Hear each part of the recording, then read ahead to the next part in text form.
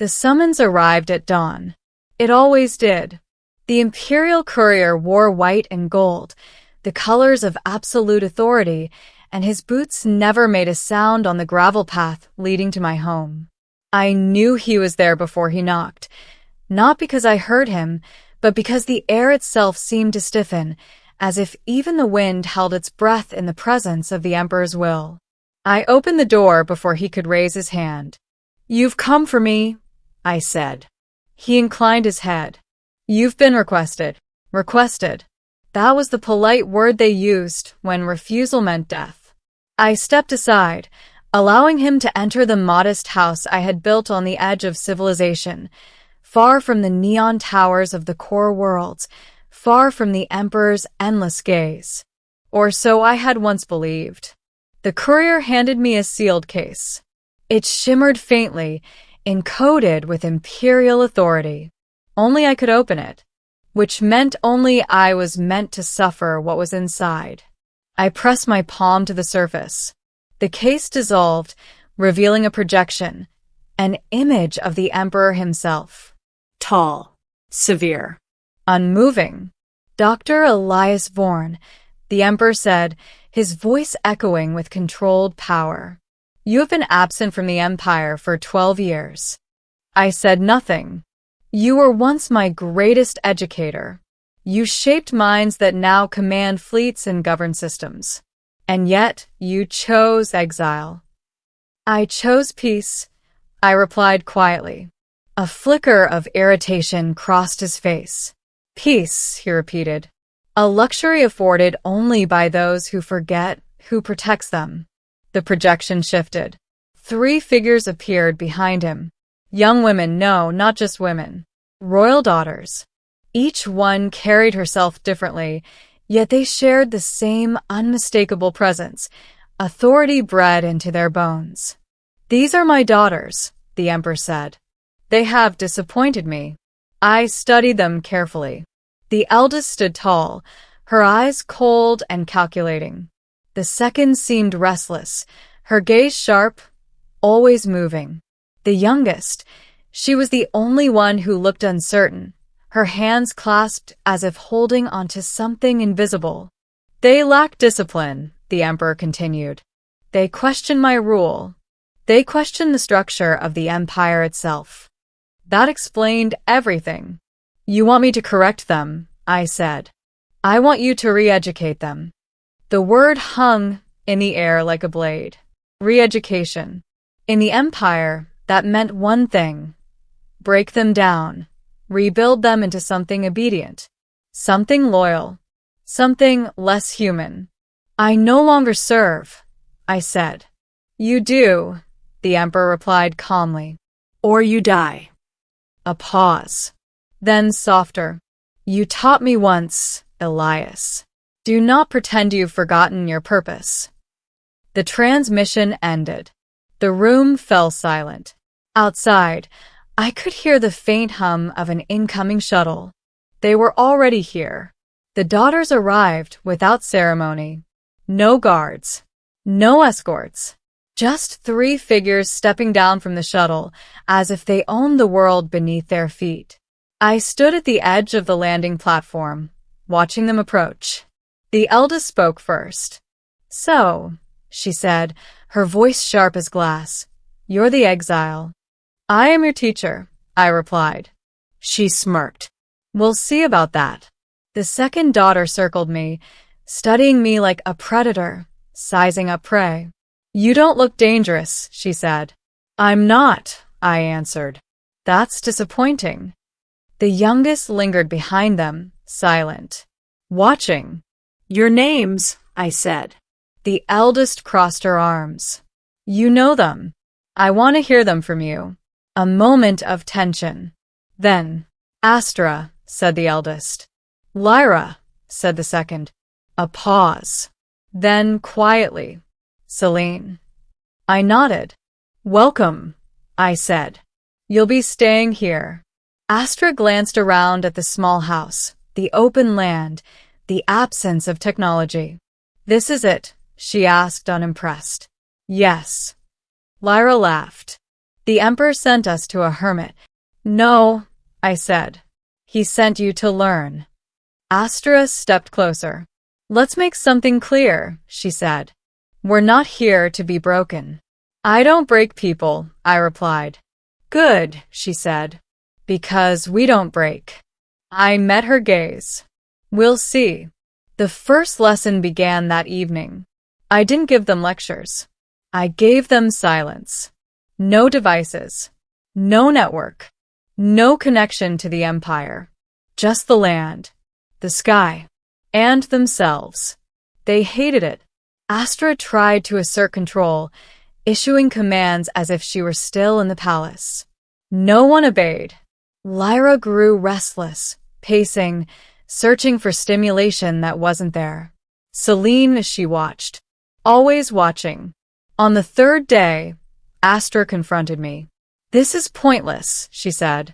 We're not learning anything. You're learning more than you realize, I replied. Then explain it. No. Her eyes narrowed. You think you're clever. I think you're afraid. That stopped her. Afraid, she repeated. Yes.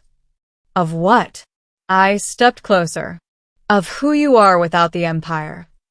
For a moment, something flickered in her expression. Then it was gone.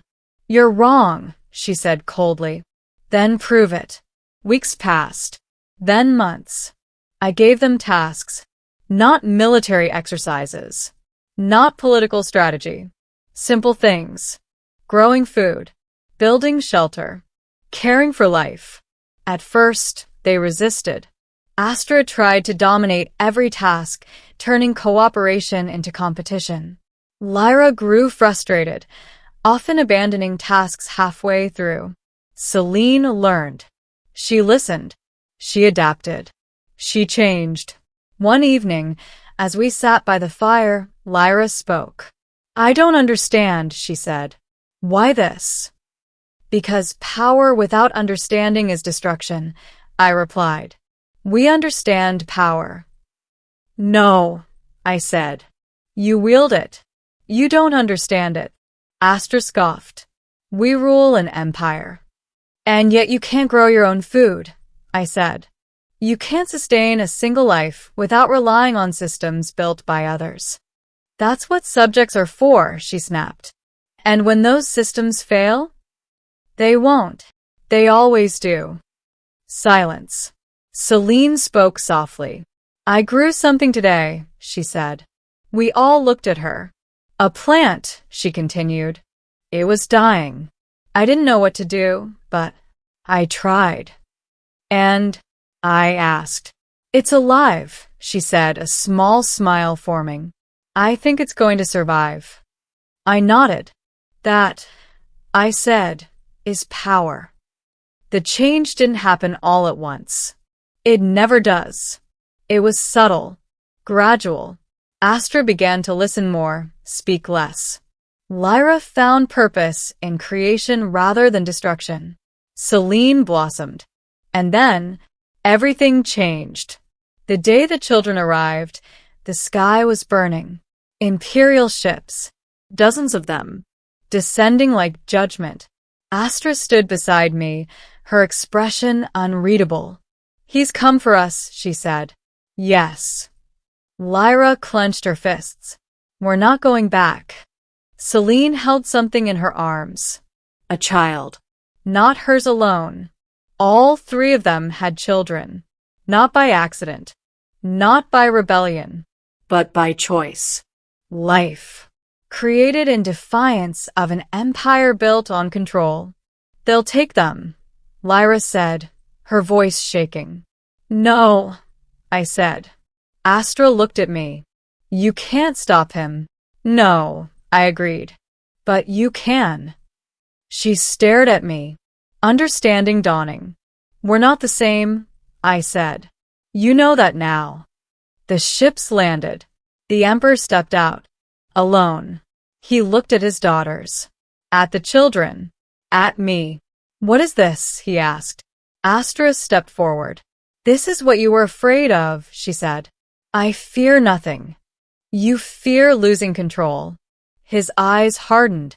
You disobeyed me. We learned, she replied. That is not what I ordered. No, she said. It's what we chose. The emperor looked at the children. They are weakness. They are the future, Celine said quietly. A long silence. Then, the emperor turned to me.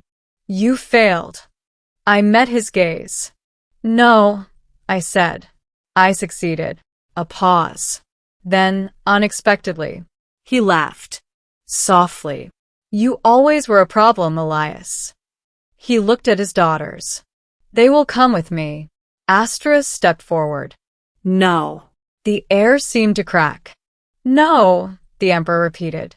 We're not yours to command anymore, she said. You are my blood. We are more than that. The emperor studied them, really studied them, for the first time. And then, something shifted. Not in them. In him. You've changed, he said. Yes, Lyra replied. That was the point. Another silence. Then the emperor sighed.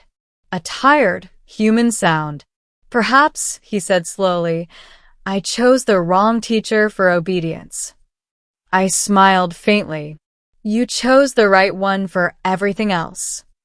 He looked at the children again, then back at his daughters. Keep them, he said. Relief flooded the air. But understand this, he continued. The Empire will not wait for you. We're not asking it to, Astra said. The emperor nodded, then turned, and left. The ships followed. The sky cleared. And for the first time in a long time, the future felt open. Years later, the Empire would change. Not through war, not through rebellion, but through something far more dangerous. Understanding.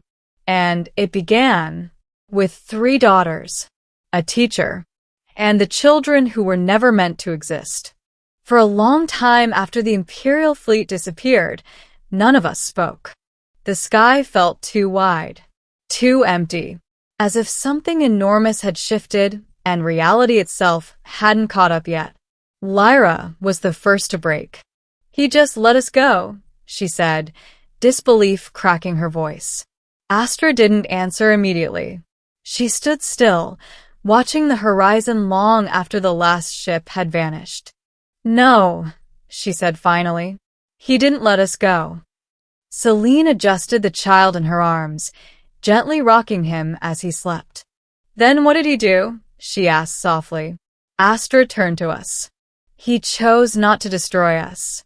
That truth settled heavier than fear ever could. A new threat, not from him. Weeks passed. We expected retaliation. We expected spies. We expected punishment. But none came. Instead, something far more dangerous arrived. Messages. Not from the Emperor. From the Empire. Governors. Commanders. Even soldiers. They had heard. Rumors first. Then confirmation. The Emperor's daughters had children. Not arranged. Not controlled. Not sanctioned. Chosen. And more importantly, they had not been punished. That single act cracked the illusion of absolute control more than any rebellion ever could. The first visitors. The first ship that arrived wasn't a warship. It was a transport. Small. Civilian. Damaged. We watched it descend cautiously, like an animal unsure if it would be hunted. 3 figures emerged. A soldier. A technician. And a woman carrying a child. They approached slowly. Not as subjects. Not as enemies. As something the Empire had long forgotten how to be. People. We heard, the soldier began, his voice uncertain. Is it true? Astra stepped forward. It is. The woman holding the child looked at Celine. How? She whispered. Celine smiled faintly. You choose, she said, and then you protect that choice. The technician looked around at our land, the gardens, the homes, the children playing freely. No surveillance? He asked. No, I said. No command structure? No. No hierarchy? Astra answered this time. We have responsibility, she said, not control. The soldier exhaled slowly. I don't think I remember what that feels like. The spark spreads. They didn't leave. Others came. Not in armies. In families. In quiet, desperate groups. Each one carrying the same question. Is there another way to live? And, for the first time, the answer was yes. The Emperor watches. Far away, in the heart of the Empire, the Emperor stood alone in his observatory. Reports flickered around him. Colonies changing. Command structures softening. Officers refusing certain orders, not in rebellion, but in hesitation, in thought. His advisor spoke carefully. This is spreading, Your Majesty. I know, the Emperor replied. We can stop it. How? Force. Reassertion of control. Public correction. No. The advisor hesitated. No. The Emperor turned, his gaze sharper than ever. You think this is rebellion? It threatens your authority. No, he said quietly. It threatens the illusion of it. Silence filled the chamber. They are not fighting me, the Emperor continued. They are becoming something I never accounted for. And that is... He paused, then said, free. The confrontation that never happened. Months later, a fleet appeared again, larger than before, stronger. This time, it did not land. It hovered, watching, waiting. The people gathered below, hundreds now. Families, children, former soldiers, former citizens. No weapons, no defenses, just presence.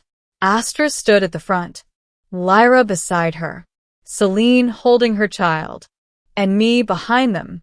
The Emperor's voice echoed from the sky. You've built something fragile, he said. Astra didn't flinch. So did you, she replied. A pause. Then, yours will collapse. Maybe, she said, but it will live first. Another pause. Longer this time. Heavy losses will follow this path. Lyra stepped forward. They already did, she said. We just stopped pretending they were necessary. The Emperor said nothing. And, in that silence, something impossible happened. The fleet powered down its weapons.